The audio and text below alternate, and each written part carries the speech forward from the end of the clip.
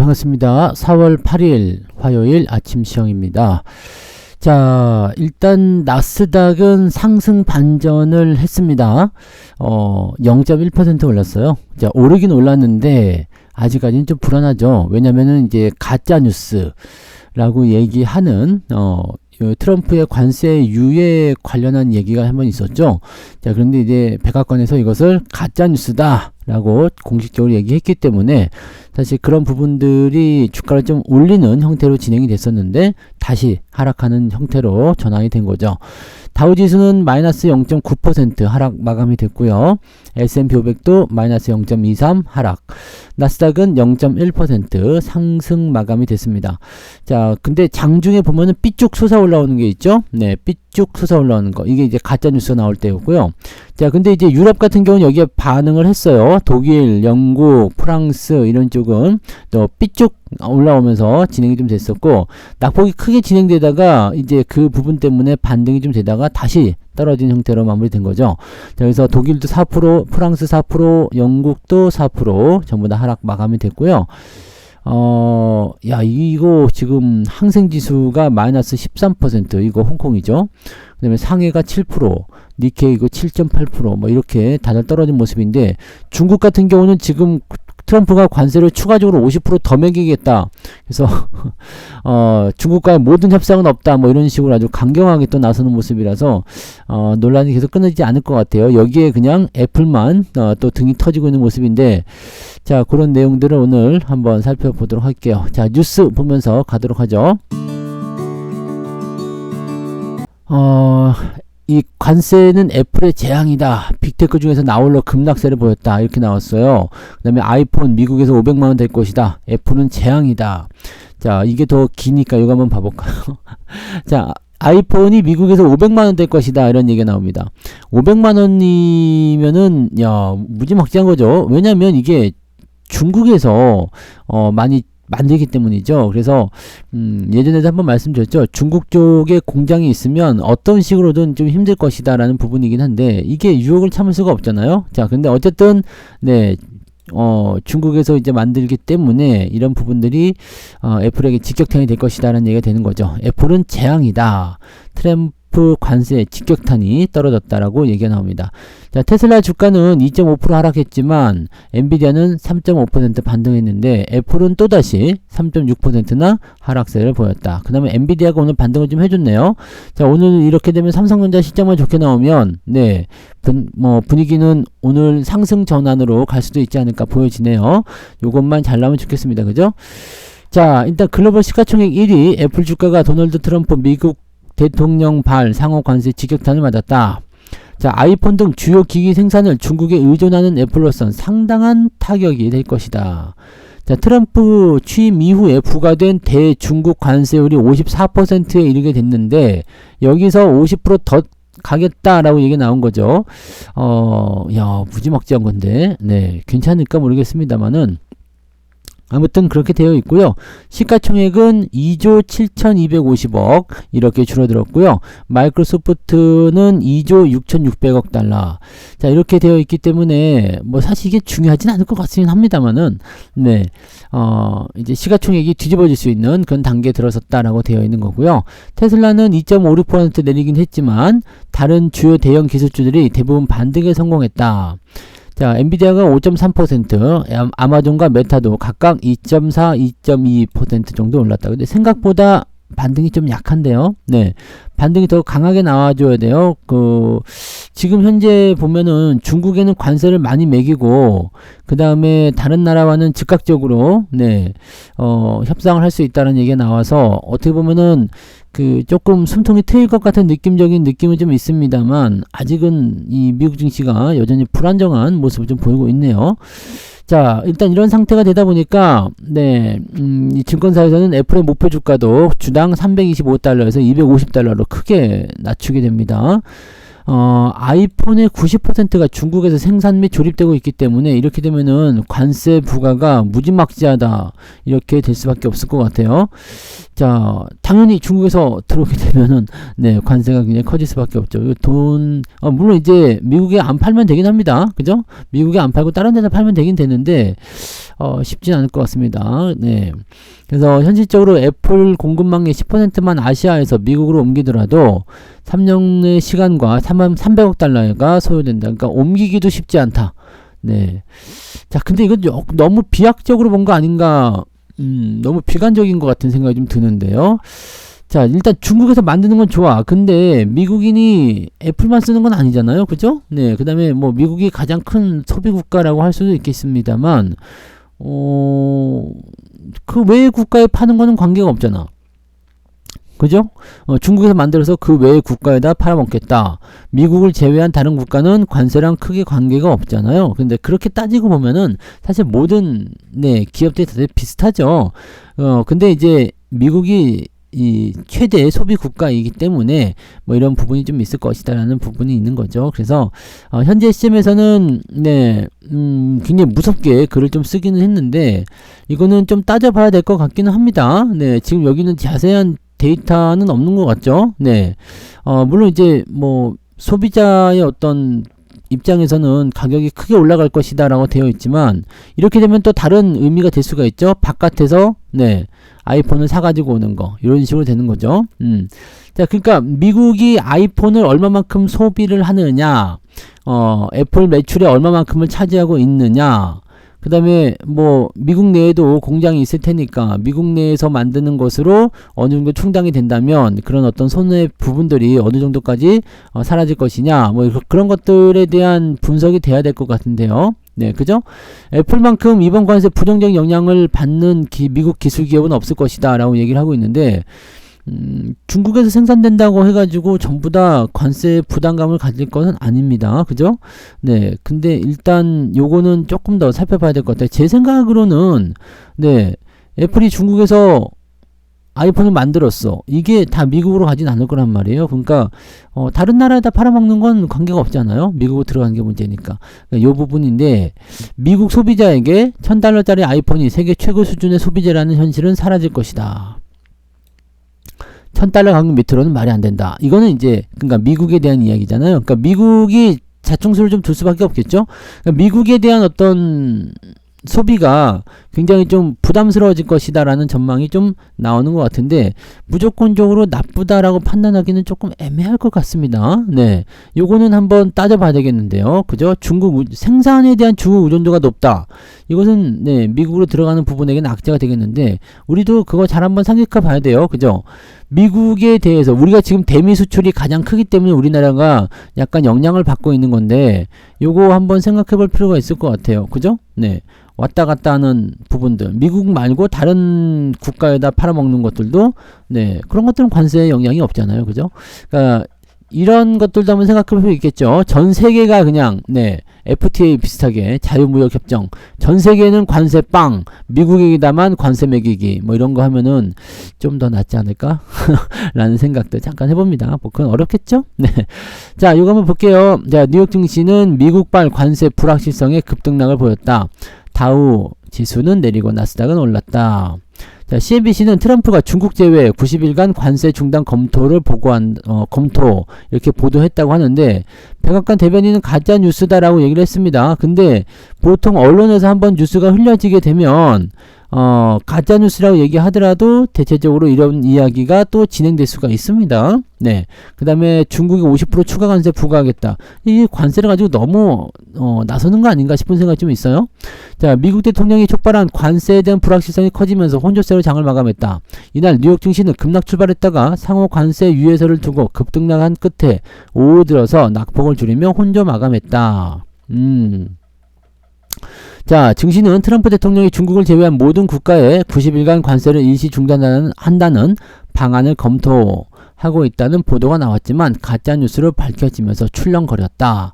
이 가짜뉴스 때문에 주가가 한번 올랐다는 얘기죠. 이거는 이 백악관 국가경제위원회 위원장이 뭐라고 했느냐, 상호관세 조치를 90일간 유예할 생각이 있느냐, 이를 고려할 생각이 있느냐 라는 질문에 트럼프 대통령이 이를 결정할 것으로 생각한다 라고 말을 했는데, 이 발언에 대한 의도가 중국을 제외한 전세계 국가를 상대로 상호관세 조치를 어, 90일간 유예하는 방안을 고려하고 있다라고 속보를 내보냈습니다.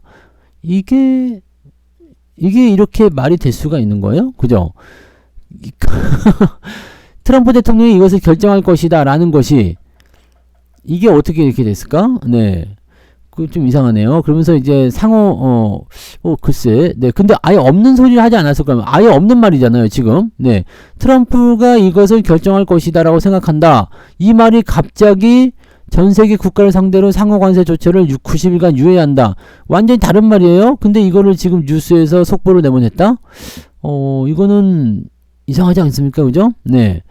자, 보도가 나간 뒤에 뉴욕 증시는 급상승세로 반전했지만 백악관 대변인이 다시 이것은 가짜뉴스라고 얘기하면서 주가가 다시 하락했습니다. 근데 그냥 없는 말을 하지 않았을 것 같은데 저하고 똑같은 생각했을 것 같아요. 네, 그런 모습이 좀 나온 것 같아요. 자, 그 다음에 여기서 한 방 더 때려 들어간 게 중국이 미국산 수입품에 대한 보복 관세를 중단하지 않으면 오늘까지입니다. 네, 오늘까지 보복하지 중단하지 않으면 중국에 추가 관세를 부과하겠다. 자, 그 다음에 중국이 8일까지 미국에 대한 보복 관세를 처리하지 않으면 9일부터 이를 시행에 옮기겠다. 자, 하루 준 거예요. 네, 트럼프는 그 이후에 시진핑하고 좋은 관계를 맺고 있다고 언급하면서 중국과의 협상이 열려 있다는 신호로 해석되어 왔던 냉각 투자 심리가 다시 완화됐다. 이건 뭔 개소리예요. 네, 그러니까 모든 협상은 없다.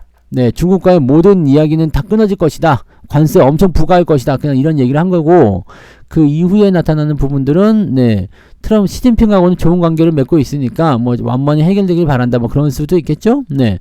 근데 쉽진 않을 것 같은데요. 네. 자, 그 다음에 원유는 또다시 내렸네요. 자, $60. 장중에는 $60가 깨졌었다면서요. 자, 그 기름값이 이렇게 계속 내려가는 것도 참 애매합니다. 그죠? 네. 자, 아무튼 미국 증시는 이런 식으로 진행이 좀 되고 있네요. 네, 국민연금이 웬일로 돈을 벌었지? 네, 방산이 밀고 조선이 당기고 이놈들이 요걸 사가지고 돈을 좀 벌었군요. 방산조선 요걸로 네, 그래도 수익을 내신 분들이 많이 계셨나봐요. 네, 자, 방산주, 조선주 선전에 국민연금의 1분기 주식평가액이 8조 원 이상 늘어났다. 그래도 국민연금은 돈을 벌어도 다행입니다. 네. 딴 데다 쓰지 말고 제발 좀, 네. 주가 방어에 좀 많이 써주면 좋겠고요. 하나 에어로스페이스, 현대로템, 한국항공우주 등의 방산주, 하나오션, 삼성중공업 등의 조선주 주가 상승이 자리하고 있었다. 네, 많이 늘었기 때문이겠죠. 자, 반도체주도 선전해서 삼성전자와 하이닉스의 평가액도 1조 4천억 뭐 이런 식으로 좀 늘었다. 뭐 뿐만 아니라 다 같이 많이 늘었네요. 그죠? 네. 방산과 조선은 미국 트럼프 행정부 이게 들어서면서 시장의 주목을 받은 업종이었다. 자, 요즘엔 좀 애매한 거지만, 네. 자, 지금 현재 상황에서는 네, 약간씩 변동성은 좀 있는 상황이긴 한데 좀 더 봐야 되겠다라는 거죠. 네, 조급해 할 필요는 없다. 뭐 이런 식으로 얘기 나오니까. 자, 그래서 뭐 다 좋다라는 식으로 나오긴 하는데 삼성 SDI 2차전지죠. 그 다음에 현대차, 기아차, LG엔솔루션 등의 평가액은 감소를 했다. 그래도 뭐 일단은 국민연금이 잘하긴 했네요. 그죠? 8조 원 정도 늘렸다 그러면은 잘한 거지. 왜냐면 아니군요. 1분기 때는 시장이 괜찮았어요. 그죠? 네, 우리도 나쁘지 않았네요. 네, 지금 현재 시장 어떻게 되는지를 봐야 되는 거지. 네, 1분기에는 주식평가액이 우리도 늘었었네요. 그죠? 네, 자, 8조 원. 그래도 일단은 늘어나니까 잘한 것 같아요. 네, 잘했네요. 자, 잘한 건 잘했다고 해줘야죠. 네, 소비 위축의 술자리도 줄었다. 지금 요즘에 이 자영업자분들 굉장히 힘들다고 하더라고요. 그죠? 경기 악화에 매출이 줄고 폐업도 늘어나고 있다. 썰렁하대요. 그냥, 네, 술이고 뭐고 간에 없고, 그냥 마시는 사람도 많지 않고. 근데 마시는 사람은 또, 그거잖아요. 이렇게 얘기가 나오긴 하는데, 또 장사가 잘 되는 데는 엄청 잘 되더라고요. 네. 자, 근데 아무튼 작년 말 불법 개헌과 제주항공 참사 등으로 소비 심리가 위축되었다. 그래서, 주류 매입액이 감소하였다라고 되어 있고요. 많이 줄었네요, 진짜로. 네, 많이 줄어든 모습이네요. 지금 ESI라고 되어 있는데요. 경제 심리 지수가 지난해 하반기 이후에 꾸준히 하락세를 보였다라고 되어 있고요. 이것이 100을 밑돌게 되면 기업과 가계 등 모든 민간 경제 주체의 경제 심리가 과거보다 나빠졌다는 뜻이 된다. 자, 근데 어떻게 됐어요? 지난달 기준으로 87.3까지 떨어졌다. 계속 떨어지고 있네요. 네, 지난해 7월에 93.6, 12월에는 90.2, 그 다음에 지난달에는 87.3 계속 떨어지고 있네요. 안 좋다는 얘기겠죠? 네, 안 좋다는 얘기예요. 지금 뭐라 그럴까요? 이제 이 사람들이 돈을 쓰는 것을 좀 두려워한다. 왜냐면 경기가 침체되어 있으니까 어떻게 될지 모르잖아요. 그러니까 이럴 때 돈 쓰기가 무섭다, 이렇게 얘기를 하는 것 같아 보여요. 지난해 경기 불황으로 여러 상권에서 소비자 방문이 줄고 폐업도 많았다고 한다. 국세청 폐업 신고 사업자는 2023년 98만 6,400명. 와, 엄청 많았네요. 역대 가장 많았다. 소상공인 업계는 지난해 폐업 신고 사업자가 100만 명 훌쩍 넘은 것으로 예상한다. 우리 동네 반찬 가게도 다, 네. 또 반찬 가게만 있는 게 아니죠. 뭐 여기저기 다 이거 크게 확장했었던 그런 데가 다 축소해서 없어지고 또 다른 사업이 생기고 또 없어지고 막 계속 그러더라고요. 네. 뭐 어디나 마찬가지일 것 같아요. 네, 공실 뭐 그런 거 많이 있고, 그나마 지하철역 전 근처가 이제 그나마 장사가 좀 잘 되는 편이고, 사람들 유동인구 많은 곳은 좀 그래도 잘 되는 편인데, 그 조금만 멀어지면, 네, 이게 예전에는 중심부가 꽉 차면 주변부까지도 그래도 어느 정도 돌아갔었는데, 요즘에는 중심부가 겨우 돌아갈 정도가 되니까 뒤쪽으로는 다 망해버리더라고요. 그래서 이거 요즘에 좀 심각한 문제가 좀 있어요. 그죠? 자, 근데 이제 술 소비가 그래서 크게 줄었다는 부분이 좀 되는 거긴 한데, 이쪽 소비가 좀 늘어나야지 그죠? 경기가 좀 살겠죠? 이제 지갑에서 돈이 좀 나와야지, 네, 그래서 소비가 좀 늘고 경기가 좀 돈다라고 할 수 있는데, 이 사람들이 경기가 어려우니까 무슨 일이 벌어질지 몰라서 돈을 꽁꽁 숨기는 그런 상황으로 가는 거죠. 그러니까 이게 굉장히 안타까운 일 중에 하나예요. 네. 그런 것들이 좀 이제 잘 풀리고 해야 되는데, 언제쯤 잘 풀릴까요? 이제 주가도 떨어지고 뭣도 떨어지고 이렇게 나오니까 참 답답하네요. 네. 현대차, 기아차 글로벌 호실적 해가지고요. 현대캐피탈은 더 활짝 웃고 있다.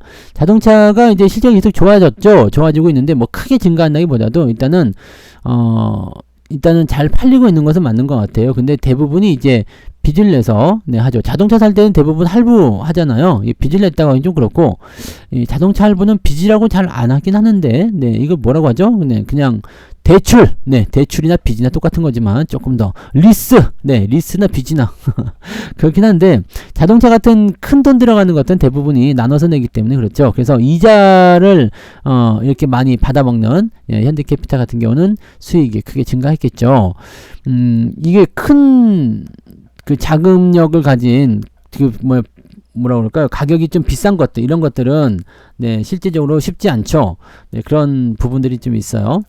실질적으로 막 이렇게 한꺼번에 지출하기가 어려우니까 이렇게 분할로 내려고들 많이 하죠. 근데 이제 판매가 많이 늘어나다 보니까 여기에서 이제 이런 부분이 좀 늘어났다라고 되는 거죠. 그래서 이제 차는 필요해. 근데 돈은 없어. 그럼 대부분이 이제 리스나 할부를 선택한단 말이죠. 근데 금리가 많이 높아져가지고, 이런 캐피탈 쪽이 돈을 좀 많이 버는 것 같아요. 자, 앞으로 이제 그 현대차, 기아차가 더 많이 판매량이 늘어나게 되면 더 좋아질 수 있겠죠. 특히나 현대차 같은 경우는 제네시스 라인의 그런 요거요. 요쪽 부분에서의 기대감이 좀 커졌던 부분이 좀 있고, 기아의 레저용 차량, RV 차량이라네요. 카니발 같은 거겠죠? 이런 쪽으로 이제 지금 돼 있고, 뭐 하이브리드 이런 것도 요즘에 많이들 하죠. 디자인도 요즘에 많이 좋아졌다 그러고, 뭐 그렇다고 하니까 전체적으로는 이제 판매량이 더 늘어나고 좋은 평가를 많이 얻고 있는 것 같다 판단이 좀 됩니다. 네. 자, 뭐 그런 부분들 있었고요. K 방산주도 흔들흔들한다. 하나오션, 에어로, 현대로템 주가가 급락했다. 아까 전에 국민연금 얘기 나오는 거는 이제 지금 다시 살펴보긴 해야 됩니다. 팔았을지 안 팔았을지 모르겠지만, 네, 주가가 크게 떨어졌는데, 사실 근데, 뭐, 방산주가 맥을 추지 못하고 있다는 것은, 뭐, 우리나라 증시 다 빠졌는데, 꼭 뭐, 방산주만 가져갈 건 아니죠. 자, 하나오션 주가는 10% 내렸고요. 하나에어로스페이스는 9%, 현대로템은 8%, 뭐, 다른 거 다 내렸어요. 네, 그 정도, 7, 8%, 뭐, 하이닉스도 9%, 막 그렇게 내리는 판에 뭐 이런 것들은 뭐 일도 아니죠. 근데 많이 올라간 시점에서 떨어지는 부분들이 약간 부담스러운 내용이 좀 되는 거죠. 네. 자, 국가안보와 직결한 문제. 관세를 그대로 부과할 것이다. 내일입니다. 네. 그러면서 이제 주가 떨어지는 모습이 좀 있었는데 전체적으로 그냥 다 빠지니까 그냥 일시적인 투매, 일시적인 투매가 아니겠죠. 어쨌든 투매가 나왔는데 이 투매는 대체적으로 이제 바스켓 매매라고 해서 그냥 있는 거 다 집어 던지는 거거든요. 그러니까 수익 난 거는 차익 실현, 그 다음에 손실 난 것은 손절 매도, 뭐 이런 식으로 막 집어 던지는 겁니다. 그래서 그렇게 바스켓 매매로 가다 집어 던지게 되면 네, 뭐 굳이 꼭 이렇게 방산을 찝을 필요는 없어요. 네. 방산만 떨어진 게 아니라 조선만 떨어진 게 아니라 뭐 반도체니 자동차니 뭐 기타 등등 다 떨어진 거기 때문에 여기서는 뭐라고 하기엔 좀 애매합니다. 예, 여기서는 뭐 너 때문에 떨어졌어 라고 보기는 조금 애매하기 때문에 요거는 네, 그냥 뉴스가 제목을 좀 자극적으로 쓴 것이 아닌가 라고 생각 드네요. 네. 자, 그렇게 되어 있고요. 오늘 제일 중요한 것 중에 하나가 뭐냐면 삼성전자의 실적 발표인데 자, 삼성전자 오늘 1분기 실적 성적표를 공개합니다. 영업이익이 5조 원을 넘을 것인가? 아, 글쎄. 네, 근데 지금 보면은 갤럭시 S25 출시 효과가 있어요. 그래서 시장 기대치를 웃돌 수도 있다. DRAM 출하량도 선방했다. 자, 전부 다 이제 좋은 뉴스만 나오는데, 자, 만약에 오늘 좋은 뉴스가 나오면, 네, 주가가 반등하는데 성공할 겁니다. 엔비디아 뭐 등등등 있고요. 삼성전자가 실적 발표를 좋게 나오게 되면 긍정적일 겁니다. 하이닉스도 지금 긍정적일 것이라 얘기 나오고 있거든요. 그런데, 일단 1분기까지는 실적 부진이 이어질 것이다 라고 얘기를 하고 있기 때문에 실적에 대한 기대치는 좀 낮아졌을 수 있겠지만 예상치보다는 웃돌 것이다 라고 얘기가 되고 있습니다. 예상을 웃돈 DRAM 출하량, 갤럭시 S25 출시 효과, 이것이 바로 중요하게 작용될 것이다 라고 얘기가 나오는 거거든요. 자, 연합인포맥스가 최근 1개월 내로 보고서를 낸 증권사 15곳의 실적 컨센서스를 집계한 결과 삼성전자의 1분기 영업이익은 4조 9,400억, 이거보다 넘을 것이다 라는 얘기가 일단 나오는 거죠. 전년 동기 대비 25% 감소할 것이다. 근데 일단 평균적으로는 5조 원대를 넘어설 것이다 라는 전망을 하고 있네요. 그죠? 최근 들어서면서 5조 원대 이상으로 소폭 상향 조정되는 분위기다. 5조 한 3천억대 정도만 나오면 괜찮을 것 같아 보이거든요. 그래서 그 정도 나오지 않을까? 라는 생각이 좀 들고 있어요.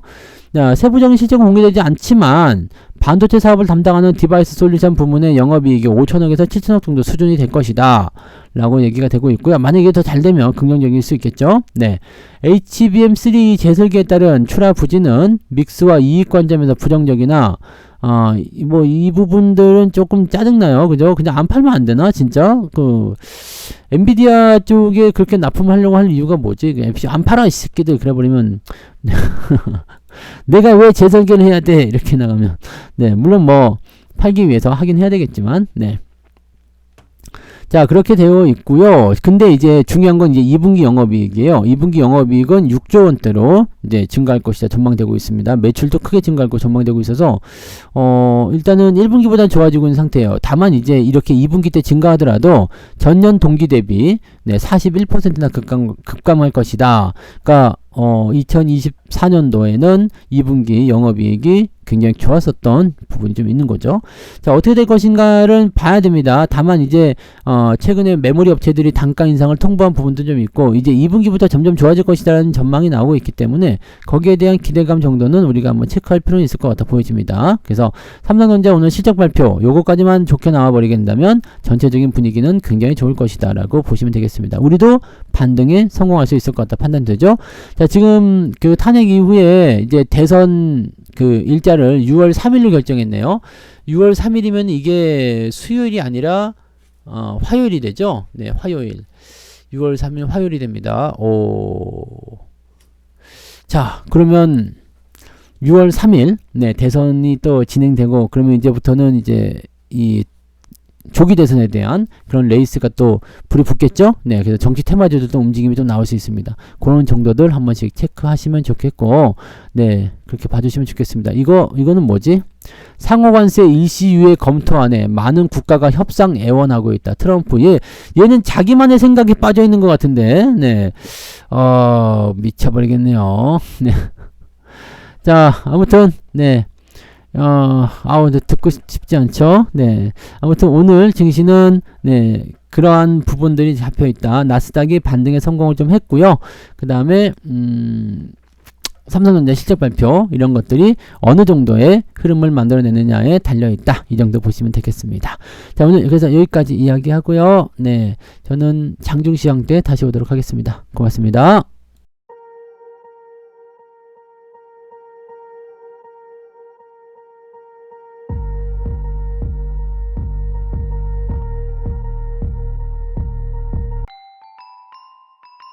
본 방송에서 제공되는 모든 정보는 투자 판단의 참고 자료이며 투자의 최종 책임은 본 방송을 이용하는 본인에게 있습니다.